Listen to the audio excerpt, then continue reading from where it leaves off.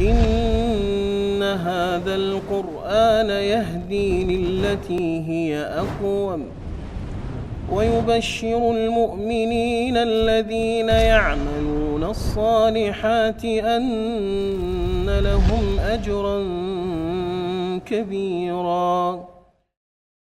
الحمد لله وكفى وصلى الله وسلم وبارك على المصطفى وعلى آله وصحبه ومن والاه. Falëndimin të nësi takojmë të Allah subhana, atë losë dhe ati përgjërum që të lavdrej dhe të begoj dërgojnë ti Muhammedin sallallahu alaihi wasallam, familjen, shokët dhe gjithë umetin e ti të vëzgjedhur. Të ndoa vëllezër dhe motra, jemi me takimin e radhës, saksisht në takimin e 12, që ka të bëjmë me gjuzën e 12 në radhë në radhitjen e Kuranit fisnik, dhe në një përpjekje të radhës për të përmbledhur dhe për të nxjerrë disa prej mësimeve dhe disa prej frekuencave dhe sekuencave më të mira të mesazheve kuranore dhe mesazheve hynore që Allah subhanahu wa taala i ka përcjellë nëpërmjet shpalljes. Saktësisht vazhdojmë të jemi me surën Taube dhe pastaj fillon surja Yunus dhe pastaj surja Hud.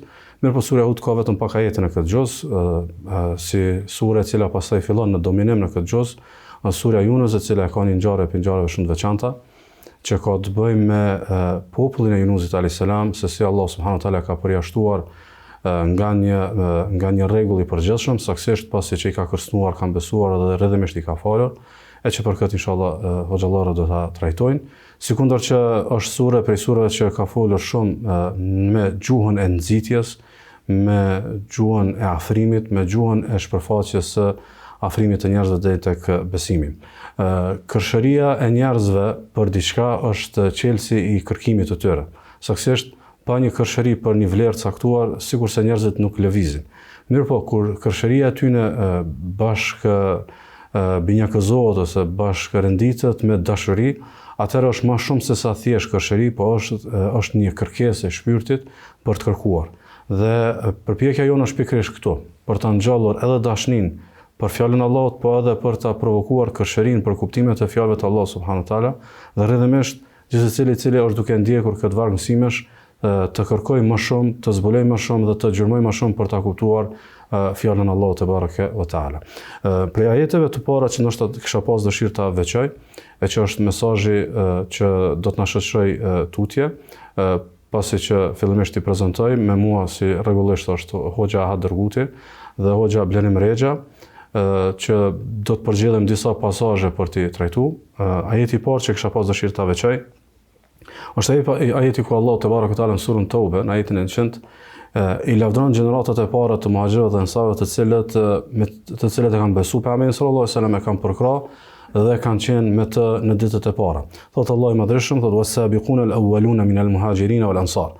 Sa i përket atyre të parëve, të hershmeve prej muhaxhirëve dhe ansarëve. I përmend veçantitë e tyre. Mirë, po veçantinë e parë, para se me përmend që janë muhaxhir dhe para se me përmend që janë ansar, e përmend që janë as-sabiqun, ata të cilët kanë shpejtuar, kanë qenë të parët. Al-awwalun, të parët, sikurse fjala sabq, që ka të bëjë me përshpejtimin kundrejt tjetrit. Dhe fjala awwal që ka të bëjë që je i pari në radhë, në më nënkuptu që vlera e madhe e tyre ishin që ata u ngutën për qenë të parët. Nuk ishin të parët rastisht, nuk ishin të parët thjesht e kishin fat për qenë të parët. Ishin të parët sepse garuan për qenë të parët. Dhe Allah subhanahu wa taala fillimisht e përmend as-sabiqun, ata të cilët kishin garuar. Fjala sabq e ndërton gjuhën arabe dhe fjalën e garimit. Sikur na tregon që ata jo vetëm që kanë qenë të parët me i besu pejgamberit sallallahu alajhi wasallam, mirë po kanë garuar me të tjerët duke u bërë të tillë. Pastaj thotë walladhina tabauhum bi ihsan. Po edhe ata të cilët i kanë ndjek këta të parët, edhe ata të cilët kanë ardhur pas tyre dhe i kanë ndjek me të mira. Radiyallahu anhum wa radu an. Allahu ishte i kënaqur me ta dhe ata ishin të kënaqur me Allahun subhanahu wa taala. Thotë wa'adda lahum jannatin tajri tahta al-anhar khalidin fiha abada. Aty në Allahu ka bërë gati xhenetet në të cilat rrjedhin lumej dhe ku do të jenë përgjithmonë dhalika al-fawzul azim, me të vërtetë kjo është një fitore shumë e madhe. Ky premtim i Allahut subhanahu wa taala nuk po përmendet në fillim të ajetit, por po përmendet pasi po përmenden ansarët, muhaxhirët dhe ata të cilët i ndjekin ata, për treguar se ky premtim është për gjithë. Edhe për muhaxhirët, edhe për ansarët, po edhe për ata të cilët do thotë i ndjekin në shembullin e tyre. Sikurse Allahu subhanahu wa taala na jep një rregull të madh. Ai i cili është i pari, edhe ai i cili ka garuar, nuk mund barazohet kurkush me të. Ndaj shpesh njerëzit ndoshta e kuptojnë një vlerë të caktuar, mirë po janë të vonuar. Dhe kur je I vonum, sado që e ke përqafuar atë vlerë, megjithatë nuk mund ta kesh vlerën atij I cili ka përshpejtuar dhe ka qenë I pari. Ndaj muhaxhirët dhe ansarët janë papërstërit shumë pikërisht për këtë vlerë. Sikundër që Allahu te barekuhu teala na analizon një fitore të madhe. Pasi na tregon që ata të cilët I ndjekën, na tregon domethënë shpërblimin thotë radiyallahu anhu. Thotë Allahu është I kënaqur me ta. Mirë, por nuk e përmend Allahu Teala xhenetin, edhe nuk e përmend faljen, edhe nuk e përmend fitoren e madhe para se me përmend kënaqësinë e tij. Sikurse na tregon që fitoria më e madhe është më kon Allah I kënaqur me ty. Nëse Allah është I kënaqur me ty, është edhe xheneti premtimi I realizuar. Është edhe fitoria e madhe në ardhje. Mirë, por nëse Allah nuk është I kënaqur me robën, domethënë ai nuk ka arritën asgjë. Mirë, po ai fiksimi që ne duhet ta kemi në ky rast, aty ka ajet është walladhina tabauhum bi ihsan. Edhe ata të cilët I ndjekin këta muhaxhirë dhe këta ansar, ata të cilët I ndjekin këta sahabe me të mirë. Sikurse na tregon Allahu që herët, cila është domethënë mundësia për marrë deri tek kënaqësia e Allahut, deri te xheneti I Allahut dhe deri tek fitoria e madhe. Që është ndjekja e të parëve tonë të mirë, saktësisht ndjekja e shembullit përkryer të fetarisë së tyre dhe mos kërkimi një shembulli tjetër, sepse shembulli I tyre është shembulli I cili ka ardhur në mentorimin e pejgamberit sallallahu alaihi wasallam. Saktësisht ajetet në këtë sure janë të ndryshme dhe të shumta, sikurse e kemi shpjeguar edhe në takimin e kaluar që përbëjnë në përcaktimin e madh të së vërtetës. Dhe një prej ajeteve që kisha pasur të shihim me të fillojmë me hoxhën Blerim, ka të bëjë me ajetin ku Allah te barekuhu teala tregon që një kategori njerëzish janë të cilët përcaktohen sakt, mirë po megjithatë e kanë një gjendje të përzierjes, ku I përzin veprat e mira me veprat e këqija, sikundër që do thotë e kanë derën e hapur për t'u pendu, për t'u përmirësuar në këtë gjendje të tyre do thotë të përzierjes. Po hoxha Allah shpëleft në vijim ajetet në surën Tauba, siç e kemi përmendur në takimin e kaluar, surja Tauba I shpalos ato defektet, ato tmetat, cenet e hipokritëve. Dhe I tregon veset e tyre të cilët atë shpesh janë mbetu para Allahut të lartësuar dhe janë justifiku dhe jo rrallë, domethënë janë justifiku kot. Duke gënjy, duke u betu rrajshëm, duke u betu para pejgamberit sallallahu alaihi wasallam.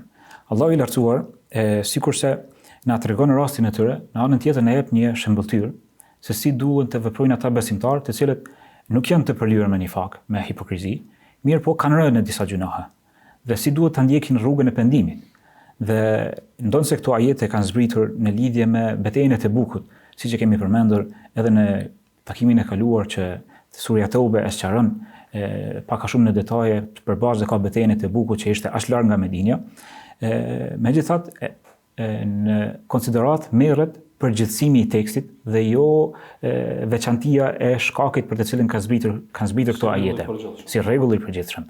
Dhe Allahu I lartësuar në një ajet tjetër na thotë laqad anzalna ilaykum kitaban fihi dhikrukum afala taqilun. Ju kemi zbritur një libër në të cilën I gjeni mësimet e juaja, a nuk po mendoni? Dhe ne kur I lexojmë këto ajete, së pari duhet ta meditojmë rastin tonë dhe jo të mendojmë për të tjerët para se të mendojmë për vetveten. Këtu në vijim të këtyre ajeteve Allahu I lartësuar pothuajse e përshkruan gjendjen e gjithë secilit prej nesh. Se kush prej nesh shpëton nga gjunahet. Dhe Allahu I lartësuar thotë wa akharuna i'tarafu bi dhunubihim khalatu amalan salihan wa akhara sayyi'a asallahu an yatuba alayhim. Dhe disa të tjerë, pasi që I përshkruan hipokritët, I përshkruan një grup tjetër. Thotë disa të tjerë kanë bërë vepra të mira, por I kanë përzi këto vepra të mira me vepra të këqija. Dhe kjo përzimje sikur I disbalancon, domethënë atë peshorën e veprave të mira të tyre. Dhe Allahu I lartësuar don më ju tregu që këtyre se si ti dominojnë veprat e mira, se si të pendohen tek Allahu I lartësuar edhe kur bëjnë gjunahe. Dhe ky është mësim dhe thirrje për të gjithë neve kur bijmë në gjunahe, ta ndjekim rrugën dhe thirrjen e Allahut të lartësuar I cili na thirr të pendohemi tek Ai. Dhe thot Allahu, asallahu yatubu alehim. Allahu I lartësuar e pranon pendimin e atyre të cilët pendohen tek Allahu I lartësuar. Inna Allahu ghafurur rahim. Allahu është ghafur, falës, mbulues I temetave, rahim, nuk e merr në ndëshkim, mirë po ja mbulon. Dhe në vijim Allahu I lartësuar përmend I drejtohet pejgamberit sallallahu alaihi wasallam për ata besimtarë të cilët ndonse nuk I kanë përgjigj urdhrit e tij që t'i bashkohen në betejën e Tebukut dhe kanë qëndruar në Medinë nga develia, I kanë besu thirrjes, e kanë besu pejgamberin sallallahu alaihi wasallam, mirë po kanë anuar nga rahatia e dunjas. Tani Allahu I lartësuar përmes pejgamberit të tij jo dëfton rrugën se si të pendohen. Dhe I thot: "Khudh min amwalihim sadaqatan tutahhiruhum wa tuzakkihim biha wa salli alayhim." Kjo porosi ndaj profetit, ju thot Allahu i lartësuar profetit, merr ju nga pasuria atyre si zakat, merr ju nga pasuria atyre sadak, pra është fjala për zakatin, e obliguar ndaj atyre njerëzve të cilët nuk i kanë përgjigj pejgamberit sallallahu alaihi wasallam. Kjo si dëshmi e pendimit të tyre për sinqeritetin e pendimit të tyre tek Allahu i lartësuar. Se Allahu kur po përmend në fillim i'tarafu bi dhunubihim, i kanë pranuar gjunahet, e pjesë e pranimit të teubes, pendimit është i pranosh gjunahet, dhe të kërkosh falje, ndjesh keqardhje dhe të vendosësh të mos e veprosh atë gjuna. Tani Allahu i lartësuar po don me ju tregu besimtarëve se tani nuk mjafton kjo vetë fjalë goje, por duhet ta dëshmoni praktikisht se ju me të vërtetë jeni penduar nga ai gjuna të cilën e keni bë. Dhe kjo është thirrje për të gjithë neve, sa herë të bijmë në gjuna, ta dëshmojmë të kundërtën, që e kemi për një atë pendimin ton. Dhe Allahu i lartësuar i thot pejgamberit sallallahu alaihi wasallam, merr zakatin e tyre dhe lutu për ta. Dhe lutu për ta. Thuaj Allahu shpërbleft, Allahu më shëroft, Allahu e pranoft pendimin kështu me radhë. Dhe kjo është një mësim tjetër për neve, që përderisa pejgamberi sallallahu alaihi wasallam, Allahu po i drejtohet që të lutet për ata besimtarë të cilët e japin zakatin, po e japin një kontribut ndaj Islamit, që ne t'ia njohim kontributin çdo punë mirë, çdo vepër mirë ndaj Islamit.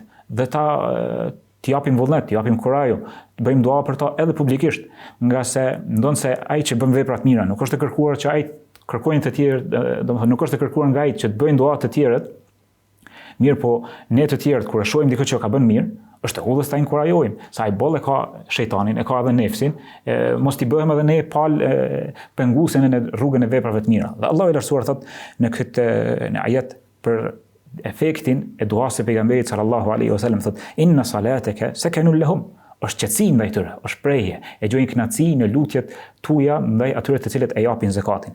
Edhe në vazhdim të këtyre ajeteve është ajo bukuria ku del, thot alam ya'lamu anna Allaha huwa yaqbalu at-tawba. A nuk e dinë ata të cilët akoma nuk janë penduar, kjo është një thirrje që të pendohen dhe të kthehen tek Allahu i lartësuar. A nuk e dinë ata të cilët akoma janë penduar, se Allahu është ai që e pranon pendimin? Është një fartire, po çfarë po pret? Se s'po kthehesh tek Allahu i lartësuar, ndërkohë që pavarësisht krimit që i ke bë, pavarësisht gjunait që i ke bë, Allahu i lartësuar është ai që ta pranon pendimin. Dhe thot huwa yaqbalu at-tawba. E përmend Allahu në këtë ajet. A nuk e dinë ata që Allahu është ai i cili e pranon. Pra e shfaq dy herë emrin e tij, pendimin e robërve të tij, wa ya'khudhu sadaqati wa inna Allahu huwa at-tawwabur rahim. Dhe u pranon kontributet të dhënat e tyre pavarësisht çfarë qofshin ato, dhe është pranues pendimit dhe i mëshirshëm. Ndoshta tani vazhdon ajo thirrja e cila mbetet për të gjithë neve, që ta dëshmojmë kthimin ton tek Allahu i lartësuar, dhe thotë wa kul ya'malu. Dhe tani ndonse nuk i keni përgjigj pejgamberit sallallahu alaihi wasallam. E vërtet jeni pendu. Dhe këtë e dëshmuat edhe me dhënien e zakatit, mirë po kjo nuk është e mjaftueshme. Dëshmojeni vazhdimisht. Wa kul ya'malu, dhe veprani vepra të mira. Fa sayara Allahu do të ishe amelekum, do të ishe vepra të mira. Wa rasuluhu wal mu'minun. Pse Allahu i lartësuar ka përmendur edhe Allahun, edhe profetin, edhe besimtarët. Allahu i lartësuar ishe edhe ato çfarë kemi në zemër, ndërsa besimtarët dhe pejgamberi sallallahu alaihi wasallam ishin veprat tona të jashtme. Dhe wasaturadduna ila alimil ghaibi wash-shahada, dhe kjo është ajo boshti apo peshorja të cilën duhet ta mbajmë vazhdimisht në mend takimin tonë me Allahun e lartësuar. Për të gjitha veprat tona ta kërkojmë shpërblimin tek Allahu i lartësuar, se tek ai do të kthehemi dhe huwa fayunabbi'ukum bima kuntum ta'malun, do të na njoftoj me të gjitha ato çfarë kemi bërë.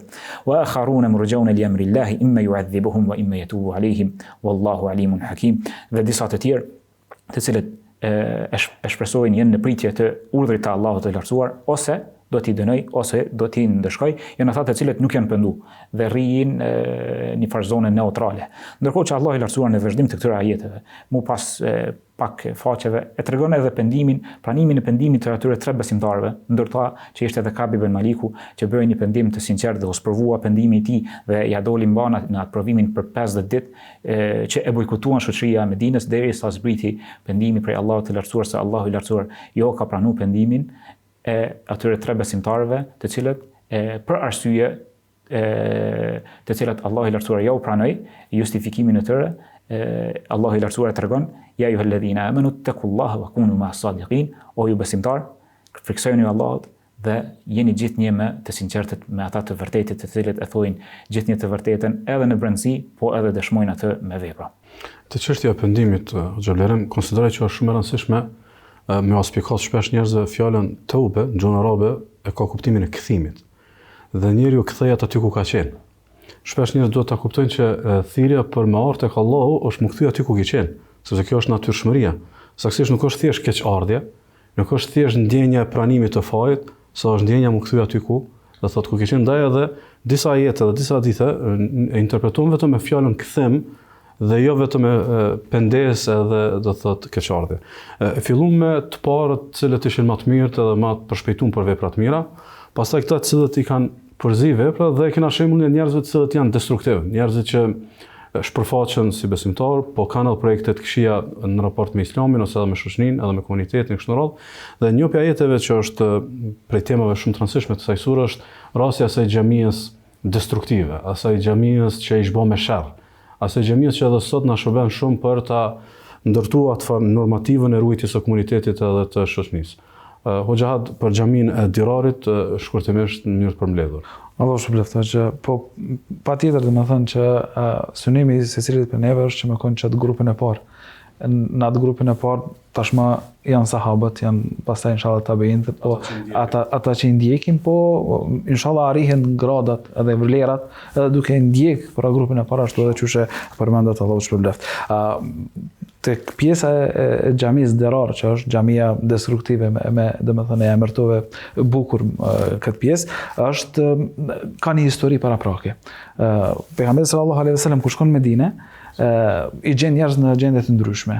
Edhe disa e mirëpresin, si pasojë e gëzimit tyne me ardhmën e pejgamberit sallallahu alaihi wasallam, po sa ka grupi i hebrejve, që do të thonë gjithnjë e dim dinakhrin e tyre, gjithnjë me kurthet e tyre, edhe është grupi i pabesimtarëve, cilët e kanë me fanatizëm kanë mbet në pabesimin e tyre. Një prej rasteve që ja ka nis këtë projekt me xhamisë destruktive është një lloj aleance që gjithmonë ekziston mes dyftyrshve, munafikëve, hipokritëve, edhe jo besimtarëve. E këtu protagonist është një njeri i quajtur Ebu Amir Rahib. Ky njeri ishte prej njerëzve me nam në fisin Khazraj.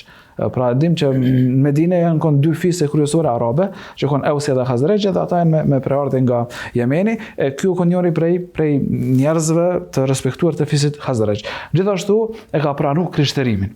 Gjithashtu u kanë pranuar që i ka lexuar librat e të krishterëve. Pra pak a shumë u koni njoftuar me ardhmën e pejgamberit sallallahu alaihi wasallam, siç e dim në librat e tyre. Megjithatë për shkak të inatit të tij, domethënë nuk ka pranuar asnjëherë që me u konvertua dhe me pranu Islamin, edhe pse shenjat janë të qarta. Ky njeri pra kur vjen pejgamberi sallallahu alaihi wasallam, i bjen me një farforme fama që e kishte. Edhe këtu hyn inati. Domethënë inati i me pejgamberin sallallahu alaihi wasallam është pak a shumë sikur se inati i iblisit me Ademin alayhis salam. Pra, kur vjen pejgamberi sallallahu alaihi wasallam, ky nuk shquhet për adhurim, sepse ka ardhur një pejgamber i Zotit. Mbi emrin Ar-Rahib. Ar-Rahib pra murgu, domethënë i është përkushtuar adhurim, për këndaj ka marrë edhe këtë mbiemër. Pejgamberi sallallahu alaihi wasallam kur vjen në Medinë, në veçanti mas betejës Bedrit, kur Islami merr forcë, merr fuqinë në Medinë, atëherë ky domethënë me një farforme hala më shumë del prej vetes edhe shkon në Mekë me kërku aleanca me idhujtarët.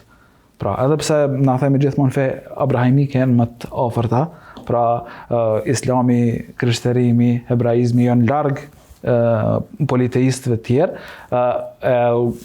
Ne shohim në këtë rast edhe ky besoj që është një shembull që me kon të vëdijshëm besimtarët, kur në raporte që i ndërtojnë me jo besimtar pa parasysh çfarë fe janë. Pra e shohim ky shkon edhe kërkon aleancë në Mekë me idhujtarët e Mekës, edhe nuk gjen ndonjë përkrahje të madhe, megjithatë bëhet prej nxitësve të atyre që i kanë nxit Mekasit me ardhmë në Uhud.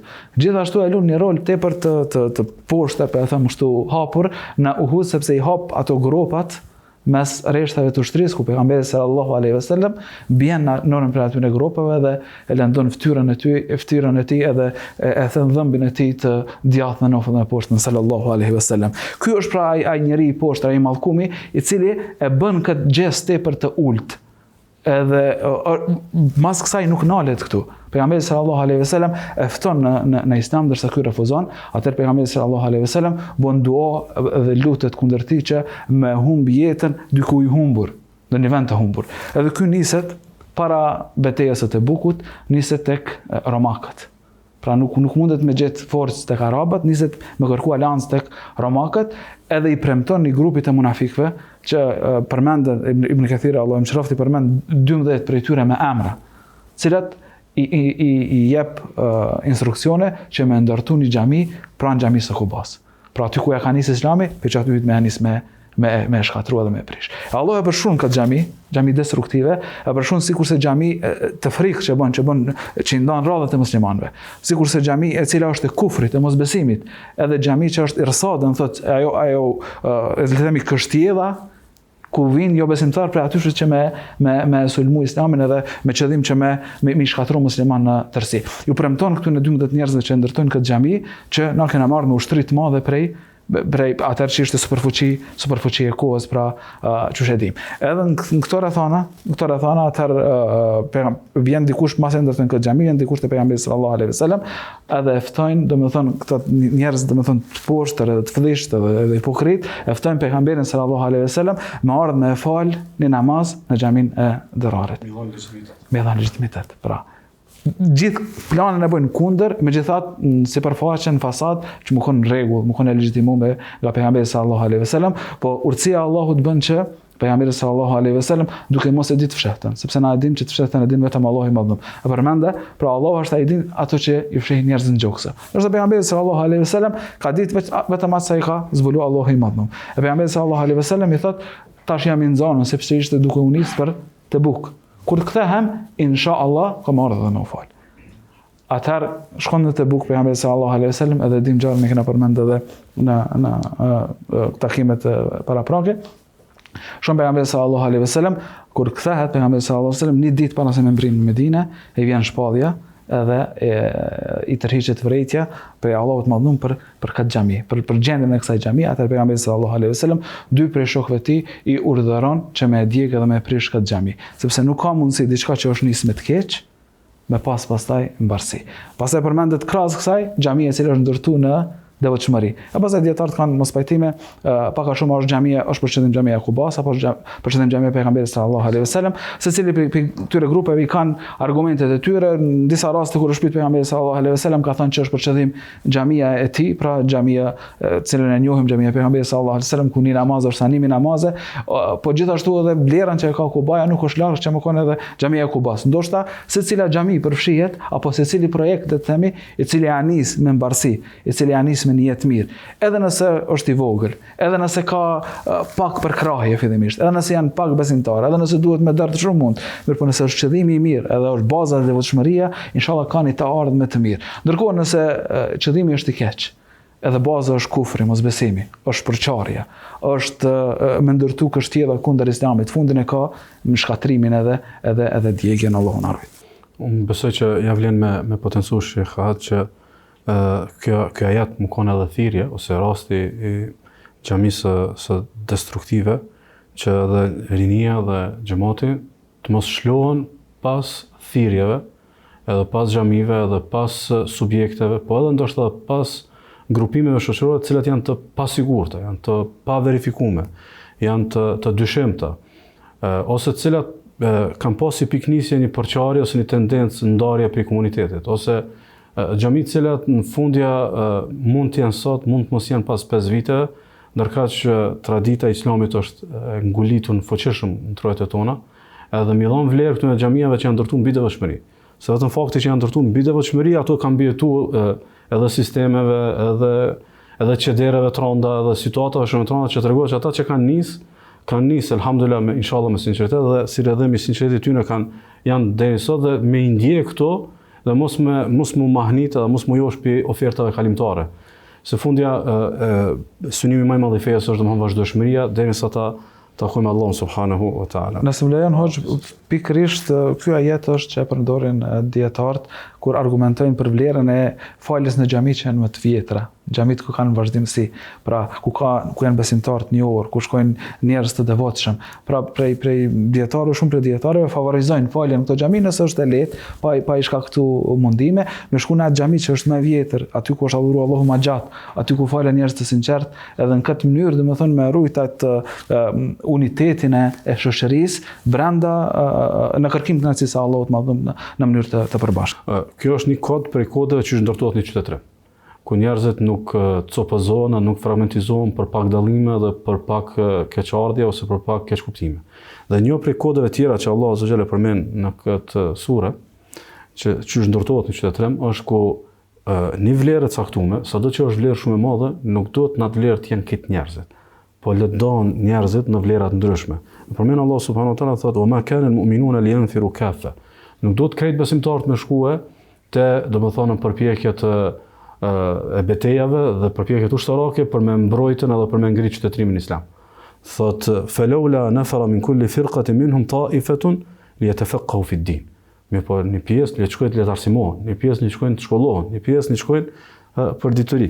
Sikurse ndërtohet një balans mes pjesës së shtetit, e cila mirret me sigurinë, e cila mirret me ndërtimin e themel të saj nga ana e ballafaqimit me të tjerat, dhe pjesa tjetër që ka të bëjë me themelin që ka ndërtohet mbi themelin e dijes, themelin e arsimimit edhe themelin e ndërtimit të brezave të vetëdijshëm për vlerat e tyre, të vetëdijshëm për synimet e tyre, të vetëdijshëm për komponentët e suksesit e kështu me radhë. Ndaj ndarja e roleve shoqëni është një prej themeleve të ngritjeve të qytetrimeve. Saktësisht sot për shembull shumë qytetrime që ndoshta habiten njerëz qysh ata janë këtu ose nga arretën ose pse musliman s'mundën me mri, është pikërisht ata e çmojnë pjesën e meritokracisë, po edhe pjesën e renditjeve të sakta të safeve. Domethënë dietarit e vendit dietarit, sipërmarrësit e vendit sipërmarrjes, njerëzit cilët do të më mbrojtën sigurinë dhe integritetin territorial të shtetit e kështu me radhë, ata më kanë aty,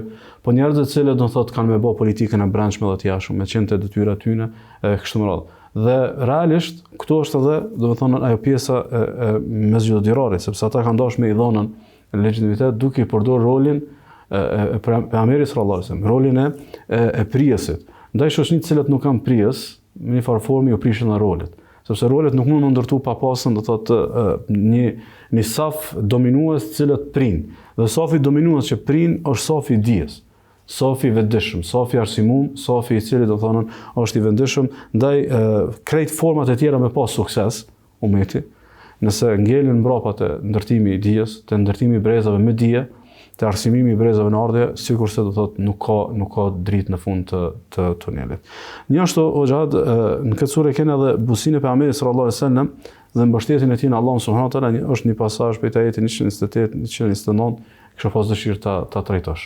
Allah shpëlbë për këta ajetet e fundit të surës Tauba, me çka dhe përmbyllet sura Tauba, pastaj është edhe surja Yunus. Allah i madhëm pra na tregon që pejgamberi sallallahu alaihi wasallam ka ardhur nga mesi janë.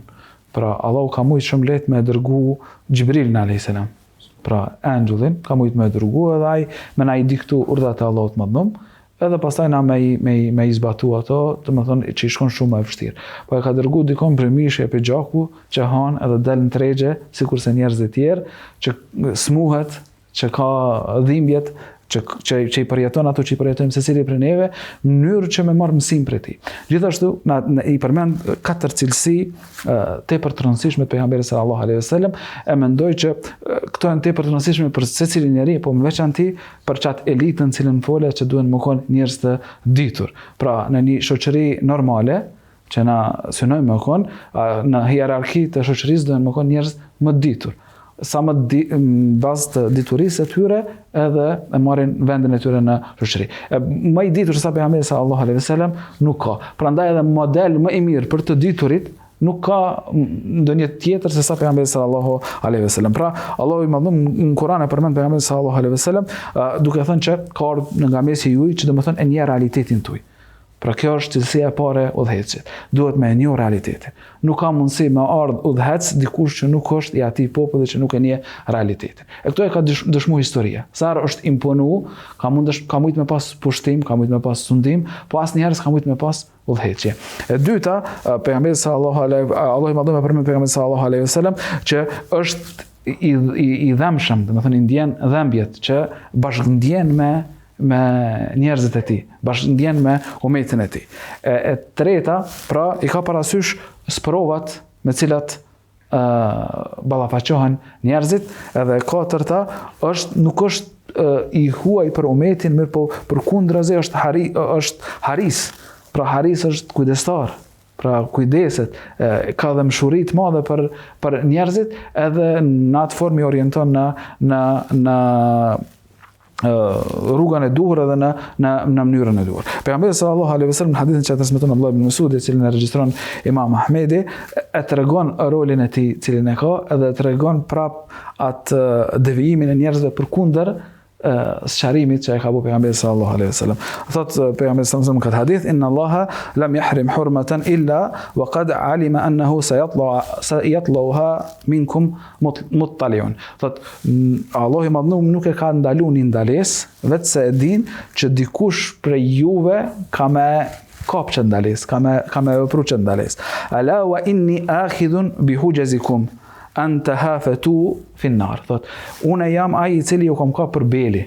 Pra, dikush i cili është duke rënë zjarre pejgamberi sallallahu alaihi wasallam, e sjell këtë shembull shumë konkret, ku thot unë ja kam ka për beli, unë jam duke u ndal prej juve. Edhe pastaj e përmend, domethënë një shembull, një imazh që nuk mundet të largu prej kokën nëse e mendon mirë. Thot, katahafuti al-firash aw adh-dhubab. Thot, njëjtë sikurse fluturat apo mizat kur shkojnë zjarr. Ai domethënë nëse ndizet një dritë, një zjarr, edhe ishe insektet që vrapojnë mas zjarrit. Kështu edhe njerëzit, subhanallah. Pejgamberi sallallahu alaihi wasallam na ka tregu se cilën ndalesë. Ruju sepse bën zjarr. Na ka tregu se cilën urdhëresë bëni sepse ndryshe bën zjarr. Edhe domethënë është pak a shumë sikurse me të kap tamam për beli që me tërheq kujdes o njeri ku e duke shku. Përkundër kësaj, pra njerëzit vrapojnë mas zjarrit, Allahu na ruaj. Pastaj te këto dy ajete gjithashtu Abdullah ibn Abbasi, Allahu qoftë i kënaqur me të, transmeton prej Ubej ibn Ka'bit, thotë që këto dy ajetet apo ky ajet, domethënë veçanti, është ajeti i fundit që ka zbrit në Kur'an, që ka zbritur pejgamberi sallallahu alaihi wasallam. Për këtë çështje ka diskutime mes dietarëve cili është ajeti i fundit, po është nga ajetet e fundit. Pse? Sepse pejgamberi sallallahu alaihi wasallam në këtë ajet na tregon pjesën e një udhëheci model, pra pak a shumë sikurse ja lën vend apo ja lën porosi me këto shpallje të Allahut, që ai udhëhec që vjen mas pejgamberit sallallahu alaihi wasallam, me çka duhet me u pajis. Edhe e fundit, më falni se zgjata pak, edhe e fundit është pjesa që duhet mi pas cilësitë apo tipare të udhëheci. Është edhe pjesa tjetër që edhe përkundër edhe mshurisë që e ke për njerëzit. Asnjëherë s'bën mulit me njerëzit. Prandaj Allahu, domethënë i thot në Kur'an, fa kul hasbi Allah la ilaha illa hu. Thuaj më mjafton Allah. Po ti të dhimbën që shkojnë zjarr njerëz, po ti të dhimbën që ata nuk don me pasu pejgamberin sallallahu alaihi wasallam që s'don me ndjekur urdhrat e tij, ama në fund lidhja është me Allahun e madhëm dhe asnjëherë me njerëzit. Kjo ndoshta këto cilësi më analizoj që janë edhe cilësitë e çdo cilit dave gjithë mirëfillt. Pa dëmshuri, pa qenë tyne, pa u marrë me galet e tyne, pa i pasi potencialisht rrezikum për xhenem, nuk mundet me nxjerr më të mirën për më të thirrë edhe me u bë davet, sidomos nëse kemi konsiderat ajetin e 21 deri në 30, që Allah subhanahu wa taala tregon një prej karakteristikave të njerëzve, që është që kur janë në zor i përgjërohen Allah subhanahu wa taala dhe duhen më kthyt Allahu, po pasi shpëton Allahu ata prapë harrojnë Allahun.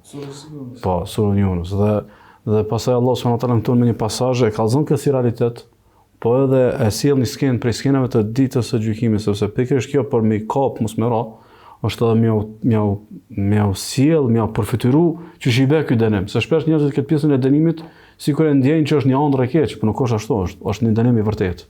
O xhablerim, nëse kishe mundësi pikërisht me shtjellu këtë pjesë. Po hoxha, Allah shpëleft në surën Yunus, Allah i lartësuar i përshkruan disa gjendje të njerëzve në përgjithësi që çysh është natyra e tyre. Se si i harrojnë begatit Allahut të lartësuar dhe si i bëjnë disa kërkesa nga pejgamberi sallallahu alaihi wasallam që t'ju sjell Allahu i lartësuar shenja krahas atyre çfarë Allahu i lartësuar ja shpall të profetit sallallahu alaihi wasallam. Dhe me një fjalë Allahu i lartësuar në vazhdim e përshkruan gjendjen e disa njerëzve se si kur janë në siklet të madh, e në veçanti e përshkruan gjendjen kur janë në det. Dhe kur ngriten ato dallgët e mëdha të detit dhe është duke ecë anija, një herë për një herë njerëzit, Allahu siç e përshkruan këtë panoram, është deti i qetë dhe kërkojnë një farë lloj valve që të fillon anija të ecë. Dhe sapo i shohin ato dallgët e mëdha të rriten, një farë formë gëzohen. Gëzohen se erdhi shpëtimi, do të lëvizim.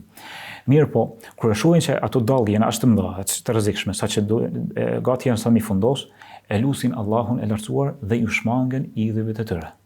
Pra, sikur i shkpusin çdo lidhje që e kanë me krijesat, çfarë do qofshin ato, dhe lidhen vetëm me Allahun e lartësuar dhe e dinë që vetëm Allahu i lartësuar i shpëton.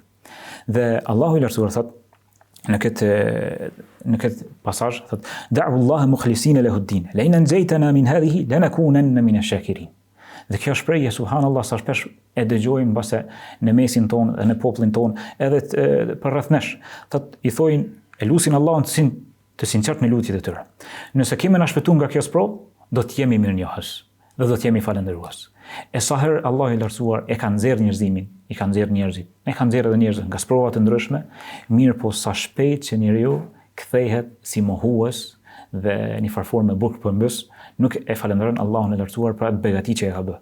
Dhe këtu e përshkruan Allahu i lartësuar njerëzimin në natyrshmërinë e tyre që është, se sa shpejt i harrojnë begatit e Allahut të lartësuar. Po njëkohësisht, kjo është një thirrje për njerëzit që të kundrojnë që me Allahun e lartësuar duhet të lidhen edhe kur janë në paqe, kur janë në rahati, kur janë në mirëqenie, e jo vetëm kur janë në gjendje të sikletit në jetë avdekje. Dhe Allahu në vazhdim e thotë: "Falamma anjahum idha hum yabghuna fil ardi bighayri al-haq." Sa po zbresin në tokë, fillojnë me të pavërtetën duke adhuruar dikën tjetër përveç Allahut të lartësuar. Dhe kjo është mohim ashiqare i begative të Allahut të lartësuar. Është mohim i përmbysje e komplet gjendjes. Madje shumë shpejt e kom pa një video ndonse ndonse pjesën e luftës nuk e mbaj mend në Kosovë aq sa duhet se kemi qenë të ri. Mirë po qytetin tim e pash me një video që e përshkruante komplet qytetin, ajo pjesa e qashisë së vjetër e djegur në tërësi. Dhe xhamia e Hadumit këtë rast ishte rënuar në tërësi. Thash subhanallah, sa shpejt e kanë harruar njerëzit gjendjen që nuk ka kaluar më shumë se në një çerek shekulli. Sa shpejt e kanë harruar dhe nuk e adhurojnë Allahun dhe nuk janë falëndërues ndaj Allahut për begatinë e shpëtimit nga ai akupator që kemi pasur. Dhe thash, duke lexuar këto ajete, e shisha veten, e shisha popullin tim se si sa shpejt e harron njëri sprovën në të cilin është. Dhe Allah i lartësuar, kur ta bjen këtë gjendje, nuk të lën pa ta vepruar edhe shembullin se si duhet të jetë qëndrimi i duhur i besimtarit. Nëse Allah i lartësuar po tregon me ndryshimin e gjendjes kur je në vështirësi, që ta njohësh Allahun dhe të kthehesh tek Allahu i lartësuar, edhe kur je në vështirësi, edhe kur je në mirëqenie, ta bjen shembullin e dunjas. Me një herë në ajetet vijuse, dhe tregon Allahu i lartësuar se shembulli i dunjas është shumë i shpejt që kalon dhe përmend shembullin e disa prej bujqve të cilët e kanë mbjell tokën dhe sapo është bo ajo frutat janë rrit dhe janë bo gati për mikor, i vjen një frym dhe ja u bën hi e pluhur të gjitha ato të mbjella. Dhe kështu është edhe shembulli i dunjas. Shumë shpejt kemi shkëput nga dunjaja. Mirë po, vazhdimisht duhet ta kujtojmë dhe të mbajmë syt tek takimi jon me Allahun. Dhe jo rastisht Allah i lartësuar në vijim të këtyre ajeteve. Pas tregimit të shembullit të njerëzve, të cilët janë mohues ndaj Allahut të lartësuar, po ashtu, të cilët nuk e njohin Allahun edhe kur janë në mirëqenie siç e njohin në vështirësi. Allahu i lartësuar thotë: "Wallahu yad'u ila daris salam." Ndërkohë që Allahu i lartësuar, duke i ditë këto gjëra paraprake, ju fton në vendbanimet e paqes, që janë xhenetet. Dhe ka dhënë Allahu i lartësuar në vajim: "Wa yahdi man yasha'u ila siratin mustaqim." Dhe i udhëzon këtë doj në rrugën e drejtë. E çfarë shpërblimi ka ai që i kthehet Allahut të lartësuar, siç është në gjendje të çadereve, të fatkeqësive dhe në gjendje të mirëqenies, ndërkohë që Allahu i lartësuar po na fton të kthehemi tek ai në vendbanimet e paqes që nuk ka as sprova, as nuk ka lodhje, as mërzi në xhenete. Allahu i lartësuar tregon: "Lilladhina ahsanu al-husna wa ziyada." Ata të cilët bëjnë vepra të mira e kanë shpërblimin më të madh dhe më tepër. Dhe kjo është përmendur në hadithin e pejgamberit sallallahu alaihi wasallam, të cilin transmeton Suhejbi, thotë kur besimtarët hyjnë në xhenet. Dhe Allahu i lartësuar ju thotë, a dëshironi diçka tjetër? Thojnë, a nuk na ke zbardhur fytyrat tona, banorët e xhenetit, lutim Allahun të na bëjë prej tyre. Thotë, a nuk na ke futur në xhenet, as na ke zbardhur fytyrat, na ke futur në xhenet, na ke shpërblimin më të madh dhe na ke shpëtuar nga zjarri i xhenemit. Thotë ka edhe më shumë. Dhe Allahu i lartësuar e largon perden e tij dhe jo mundson shikimin në fytyrën e tij, dhe kjo është ajo waziyada lilladhina ahsanu alhusna waziyada, siç ka ardhur komentimi nga pejgamberi sallallahu alaihi wasallam, që kjo zjadë, kjo shtesa krahas shpërblimit të xhenetit është shikimi në fytyrën e Allahut të lartësuar. Allahu mos na prejoft nga ky shikim madhështor. Dhe ndërkohë Allahu i lartësuar e tregon edhe shembullin e atyre të cilëve ju nxihen fytyrat. Ata të cilët nuk e adhurojnë Allahun e lartësuar, ata të cilët i shoqërojnë Allahut të lartësuar në adhurimin e tij ortak e partner, Allahu e përmend: "Walladhina kasabu sayyiati jazaa'u sayyiatin bimithliha wa tarhaquhum dhilla." Dhe Allahu e tregon këtu që Allahu nuk i bën padrejti askujt. Për shkak të gjunave të tyre, veprave të tyre të këqija, do ta kenë shpërblimin e dhimbshëm dhe të këqija do t'i ndjekin edhe në ahiret, wa tarhaquhum dhilla, do t'i merren në çmimin, do t'ju pluhorosen fytyrat, do t'ju errësohen fytyrat, dhe këta janë ata të cilët Allahu na ruaj nga banorët e zjarrit të xhenemit, sikur s'mjafton të kjo, hum fiha khalidun, do të jenë përjetësisht në të. Allahu na ruaj neve dhe familjet tona dhe të dashurit tanë. Amen. Dënimi i përhershëm, po meritor, për arsye se të besosh Allahun azza wa jall edhe njësinë e tij, në hynishmërinë e tij, në drejtën e tij për të adhuruar, edhe në emrin e tij është besim që është lehtësisht i arritshëm. Nuk do e mos mendon ndonjë mrekulli për me besu njeriu tek Allahu subhanahu wa taala. Ndaj pasazhi prej ajetit 31-36 pikërisht e sfidon njerëzit duke i aktivizuar logjikimin e tyre. Do thonë, çysh mund dikush me adhuru dikë tjetër krahas Allahut, ndonjë idhull, ndonjë profet, apo ndonjë evlia, apo ndonjë mauzol, ndonjë tyrbe, ku diun çka, të menu domethënë me thjeshtësinë më të madhe logjike, që kjo është krejtësisht e kotë. Dhe Allahu azza wa jalla i përmend disa argumente logjike në radhë pikërisht për me e shpërfaq se sa të pa arsyetuar janë këta njerëz që shkojnë tek Allahu subhanahu wa taala me shirk. E përmend Allahu thotë: "Qul man yarzuqukum minas samai wal ard." Thuaj, kush ju furnizon juve prej qiellit dhe tokës? A ka dikush që thotë që shiun apo bimët i bën dikush tjetër krahas Zotit? Pastaj thotë: "Amma yamliku as-sam'a wal absar." Kush e ka në dorë shikimin edhe dëgjimin? Nëse Allah ta merr dritën e syve, kush mund të ta pru? As mjekësia më e mirë, as kur gjë nuk mund të më ndodh që me pru domethënë shikimin edhe dëgjimin. Thotë: "Man yukhrijul hayya min al-mayyit wa yukhrijul mayyita min al-hayy." Kush e nxjerr gjallin prej vdekurit dhe të vdekur prej gjallit? Kush e ban një bimë që ka vdekur në stinën e vet, pastaj morin gjallë? Pastaj thot Allah azza wa jalla: "O ma yudabbiru al-amr." Kush ai i cili e sundon kozmosin? Krejt këto janë pyetje që pak me logjiku ka marrë të përgjigje, fa sayaqulun Allah. Kanë me thonë që krejt këto i ban Allah. Thot Allah azza wa jalla: "Faqul afala tattaqun." Atëherë pse nuk poruheni? Pse nuk poruheni prej shirkut? Pse nuk poruheni prej besimit të kot? Pse nuk poruheni prej besimit tek dikush tjetër krahas Allahut? Pastaj Allah e përmend një ashtu, thot: "Qul hal min shurakaikum man yabda'u al-khalqa thumma yu'idu." Thuaj, a ka dikush për ortakëve tuaj që e fillon krijimin edhe e ripërsërit? A ka dikush, për shembull, dikush shkon fjala bie e bën adhurime ose therr qurbani ose lutje tek ato që këta i quajnë njerëz të mirë, tek tyrbet edhe mauzolet, edhe adhurojnë dikë tjetër krahas Allahut, sigurisht sidomos në për festa, në për ditë të vështira ty në kështu më radhë, shkojnë lypin dërman edhe lypin me det tek të tjerët krahas Allahut subhanahu wa taala. Edhe i kushtojnë diçka që i takon vetëm Allahut, që është lutja dhe adhurimi që i takon vetëm Allahut subhanahu wa taala. A mundën këta me fillu krijimin ose me përsërit? Jo, këta vetë janë të krijuar. Dhe çka ka logjik i krijuari mu adhuru krahas Allahut subhanahu wa taala? Ku është logjika që ai i cili ka marrë gjallë bashkë me neve në ditë, edhe ka marrë llogarit bashkë me neve në ditë, të adhurohet krahas Allahut? Qulillah. Thuaj që vetëm Allahu yabda'ul khalqa thumma yu'id. Veç Allahu e nis krijimin edhe ripërsërit, dhe e merr Allahu subhanahu wa taala këtë si argument absolut. Ai i cili nis krijimin edhe përsërit, ai është i vetmi absolut që e meriton mu adhurua dhe askush përveç tij. Thot: "Fa anna tufakun." Pse atëherë po shpifni? Pse atëherë po rreni? Domethënë Allahu subhanahu wa taala nuk le hapësirë shirku edhe idhujtaria dhe fetë të tjera mu pasi mendim tjetër. Është një vërtetë dhe të tjerat janë gënjeshtra. Është një vërtetë dhe të tjerat janë sajesa. Është një vërtetë dhe të tjerat janë fabrikimet njerëzve për me mbulu të vërtetën. Thot: "Qul hal min shuraka." Thot: "Qul hal min shurakaikum man yahdi ila al-haq."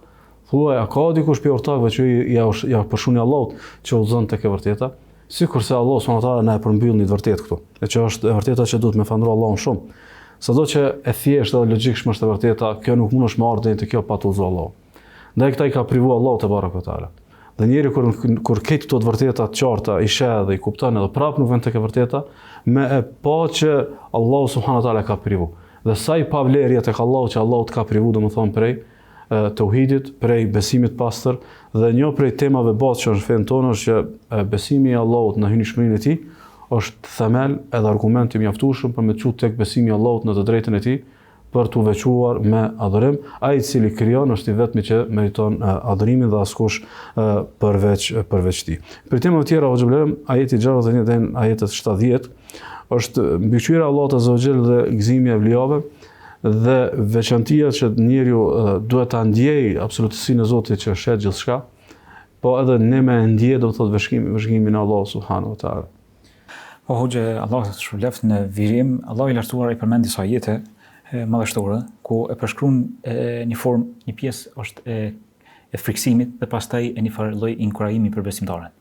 Allah i lartësuar e përshkruan se dijen e tij absolute, dijen e tij gjithëpërfshirëse të çdo imësine, të çdo hollësie që ka përfshirë çdo gjë. Dhe Allah i lartësuar duke i treguar pejgamberit sallallahu alaihi wasallam, më njëherë pasi që i tregon në ajetet paraprake se te kemi zbritur librin që është shërim, është mëshirë dhe udhëzim për mbar njerëzit dhe shpëtim për besimtarët, Allah i lartësuar i tregon se tani është në mbikëqyrjen e Allahut çdo veprim që e bën ai. Dhe thot: "Wa ma takunu fi sha'nin, wa ma tatlu minhu min Qur'anin." Në çfarë do gjendje që je? Dhe aq sado që lexon Kur'an, "Wala ta'maluna min 'amalin." Dhe çfarë do vepra që bën? "Inna illa kunna 'alaykum shuhuda." Përveç se ne jemi dëshmitar të çdo vepre që e bëni. Dhe kjo është një anën tjetër është inkurajim për besimtarin kur i bën veprat e tij. Ta kërkoj shpërblimin tek Allah, të jeti sa më i sinqert, ta përsos sa më shumë veprën, ta merr parasysh vazhdimisht mbikëqyrjen e Allahut. Po në anën tjetër, edhe është një farë lloj kërcënimi për ai që bën në gjunahe, se për çdo vepër që e bën, për çdo fjalë që e thot, për çdo qëndrim që e merr, e ka Allahun e lartësuar si mbikëqyrës të tij, do ta merr në llogari. Dhe thot: "Wa ma ya'zubu ar-rabbika min mithqali dharratin fil ardi wala fis sama."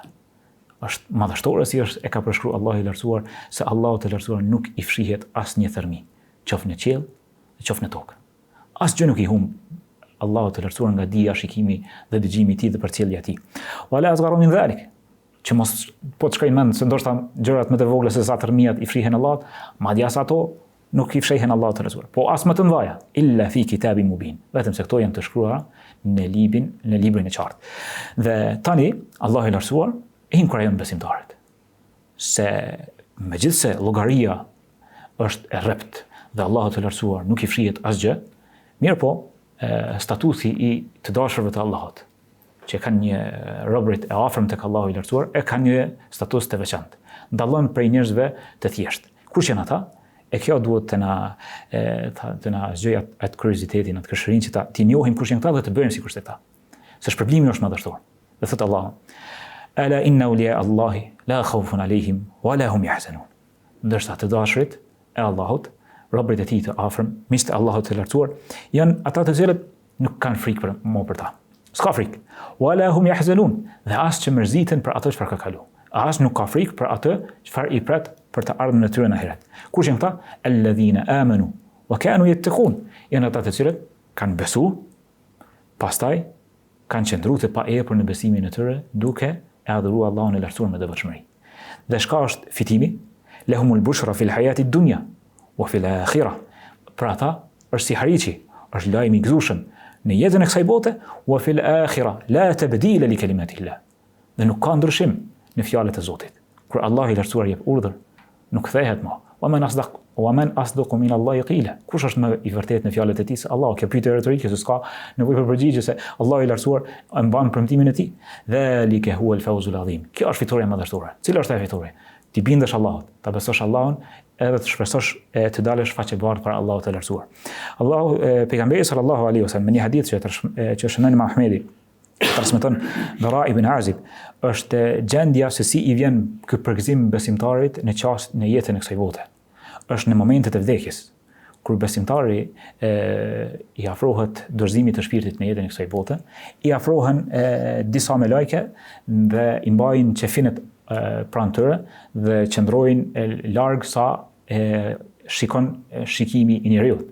Dhe pasi që vjen melekul mauti dhe ja merr shpirtin besimtarit, edhe i thot eyetuhan nafsul tayyiba, o shpirti mirë, dil tek falja e Allahut dhe kënaqësia e tij, dhe këtij besimtarit të mirë që ka besuar Allahun e lartësuar dhe me devotshmëri, i del shpirti lehtë siç del një pikë ujë nga kroji, del me lehtësim më të madhe. Dhe aty për aty ja marrin me lajket me fytyra të mira, me fytyra të bukura, dhe e marrin dhe e qefinosin me qefin nga xheneti me aromë shumë të këndshme, dhe ngriten me të deri në qiellin e parë të dunjas, dhe vazhdojnë me të ngriten lart në qiell. Në secilin qiell thojnë me lajket të tjera: "Ma hadha ar-ruhu at-tayyib." Çka është ky shpirt i këndshëm? Çka është kjo erë e këndshme? Thojnë, është filani filan fisteku, është filani i biri i filanit, dhe e përshkruajnë me emën, dhe e përshkruajnë me emrat më të bukur që është njohur në dunja. Derisa të përfundojnë tek qielli i dunjas dhe i hapen dyert. I hapen dyert dhe përhapet emri i tij tek banorët e qiellit. Derisa të mrrin tek qielli i 7. Kur mrrin tek qielli i 7, Allahu i lartësuar i thot: "Uktubu abdi fi illiyin."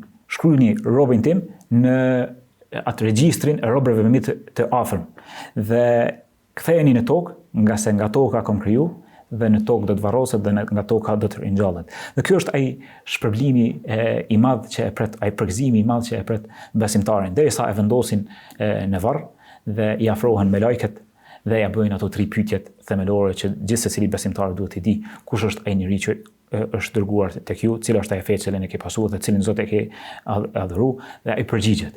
Dhe i afrohen pastaj një person me rroba të mira, me rroba të bukura, me aromë të mirë. Dhe pyet: kush je ti? Thot: unë jam vepra jote e mirë. Lilladhina ahsanu al-husna wa ziyada. Ata që bëjnë vepra të mira, shpërblimin në bazë të sojit të veprave, e kanë shpërblimin për veprat e mira dhe kanë shtesën atë shikimin në fytyrën e Allahut të lartësuar. E lutim Allahun të na përgëzoj në dunja dhe në ahiret derisa të takojmë atë dhe hajti jetë i kënaqur me neve. Amin, amin. Allahu të shpëleft. E fillum me ata që kanë garu për më konë të partë, që ishin sahabët e pejgamberit sallallahu alajhi wasallam si shembull më i mirë, dhe po e përmbyllim me popullin e Nuhit alayhis salam që nuk ju ka përgjigj me të parën, me që ka ardhur kërcënimi pastaj janë përgjigj. Kisha pas dëshirë të ishte pikërisht kjo dhe ndoshta edhe thirrja, që ndoshta ndonjëherë nëse sa arrim të jemi të partë, po megjithatë mos dalmi pa ngjarjet, mos dalmi pa përgjigjet, mos dalmi pa devotshmërinë që na kërkon Allahu subhanahu wa taala. Allahu shpëleft, po është fjala për popullin e Yunusit alayhis salam.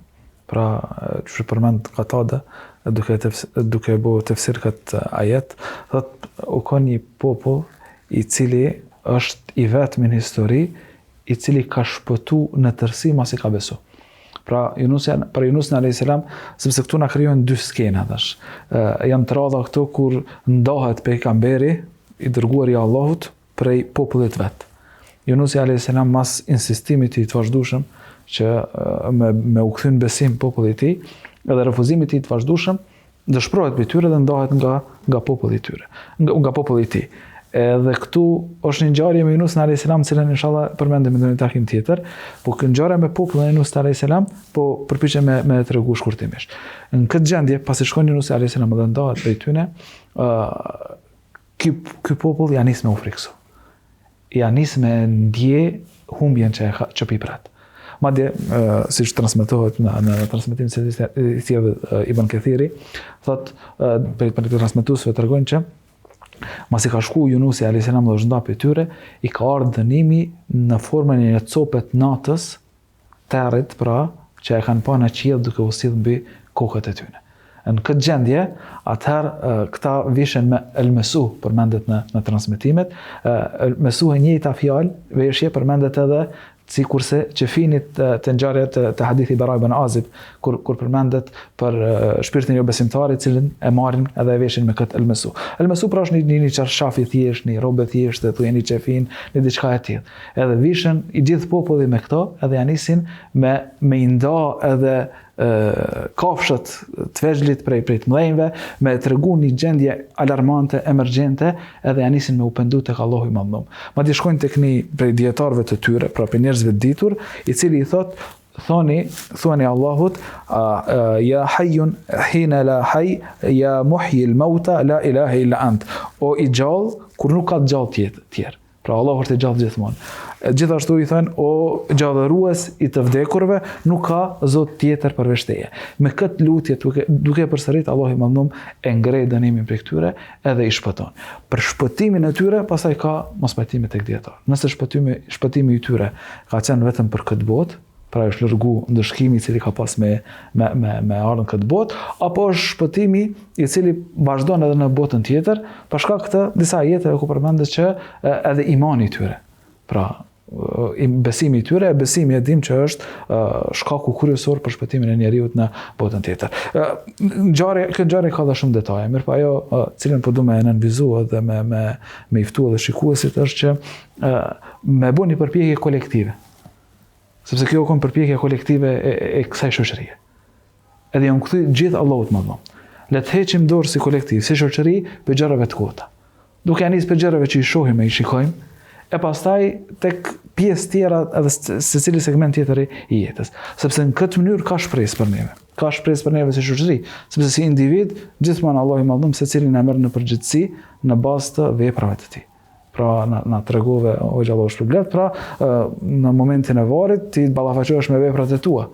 Veprat e tua janë ato që të vinë në formën e njeriu të mirë, shëmtuar varësisht prej veprave. Mirë po si kolektiv, si shoqëri, nëse dojmë me mbri shpëtimin, është momenti edhe kjo është një thirrje që bashkërisht me reflektu edhe me u kthy Allahut Madhnuar duke njohur pari rububien e tij, pra që është argument kryesor i cili të bën një rob adhurues i devotshëm edhe i vërtet në devotshmëri në të gjitha rrethanat. Sepse ai që e njeh pra Allahun edhe i njeh pra tiparet e tij si Zot, si krijues, si kontrollues i kësaj bote kështu me radhë, pra ai nuk ka mundësi që me dalë edhe me kalu me adhuru dikon tjetër. Në veçantë te kjo sure e Yunus, ndoshta ne nuk e kena përmend, pra fillon me këto shkronja të ndara, pastaj edhe surja tjetër që është pastaj surja Hud, gjithashtu fillon me shkronja të ndara. Besoj që kena përmend në takimet paraprake, sa herë që një sure fillon me shkronja të ndara, më një herë mas saj vijnë ajete të cilat tregojnë për madhështinë e Kuranit famlar. Ja, pra kjo është madhështia e Kuranit famlar, i cili na sjell nga një ngjarje në ngjarje tjetër, në mënyrë që na me përfitu edhe pastaj me apliku këto mësime në përditshmërinë tonë. Po, shpëlem dhe shtjellimi që ka të bëj, a janë rasti përjashtuar apo jo, ka të bëj me pjesën që pendimi e ka kohën e vet. Jo këtë shihen shenjat e fundit të jetës apo të mundënimin, dhe edhe kjo është si përmbyllje e këtij takimi që realisht njerëzit me reflektu dhe me kuptu të vërtetën fetare të Allahu subhanahu wa taala që mi kthy Allahu të madhërisëm para se të bëhet vonë. Saktësisht këto mësime, këto përpjekje janë që t'i kthehen njerëzit Allahu subhanahu wa taala në momentin që kthimi ty ju ban dobi, sepse ka shumë kthime të cilat realisht mund të janë edhe vonë, elus Allahu subhanahu wa taala mos na sprovoj. Allahu shpëlbeft Allahu nderuar për këtë takim dhe mësimet të cilat besoj që janë shumë të rëndësishme për me na shoqëruar në jetë. Wa sallallahu wa sallam wa baraka ala nabiyyina Muhammad.